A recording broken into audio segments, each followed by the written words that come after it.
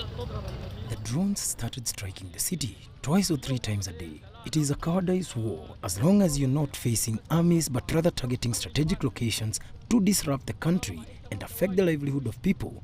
This war is not for the Sudanese. It's a paid war and all those fighting in it are known. Mercenaries paid from abroad. The explosion that happened after people finished the morning prayers has scared children, the elderly and affected security. The second explosion of the refinery scared all citizens. We condemn this as the Sudanese people. We will not be broken. Sudan will not be broken, if any foreign countries support these rebel militias. We are convinced that our leadership will lead us to safety, and we are fully behind them. Let's now speak to Naba Muhyiddin, who joins us live from Port Sudan. Naba, there are reports of a drone strike in Port Sudan for the 4th straight day. What have you been able to establish about this?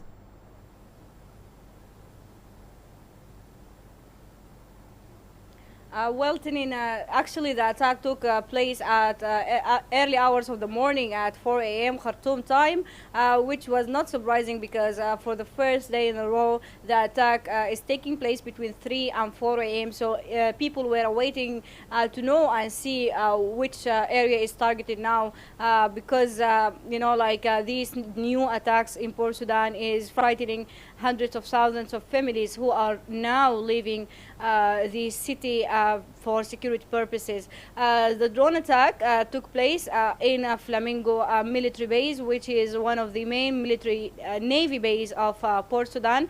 But according to eyewitnesses, the Sudanese military could use weapons to stop the attack of at least 9 drones approximately that fell in the sea, while 2 hit the military base. There is no human casualties recorded, and there is a partial casualties of the military base itself, but without many information provided.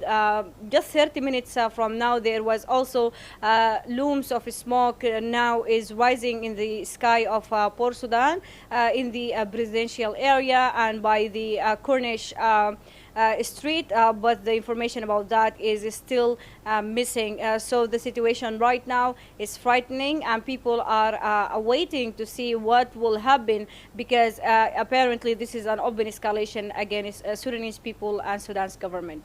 And Naba, Sudan's military ruler Abdul Fattah al-Burhan has spoken very strongly against these attacks in Port Sudan. What kind of response are we likely to see in the coming days, and where does this leave mediation efforts?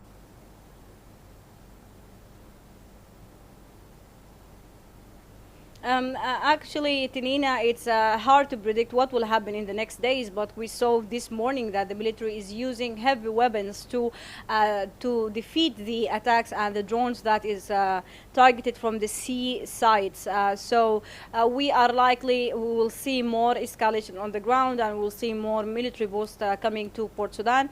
And in another perspective, we may see new agreements with countries or protocols of security and safety.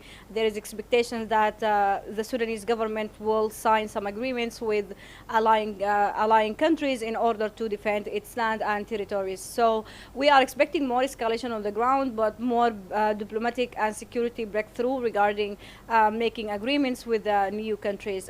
So in the ground, that will of course impact the movement of people, aid workers, NGOs, and of course the movement of the transportation and the goods. So yes, these attacks will definitely result in a more deteriorating security and humanitarian situation, but in the same way we will see more movements towards diplomatic efforts and security efforts in order to protect Sudanese lands and Sudan's territory and sovereignty.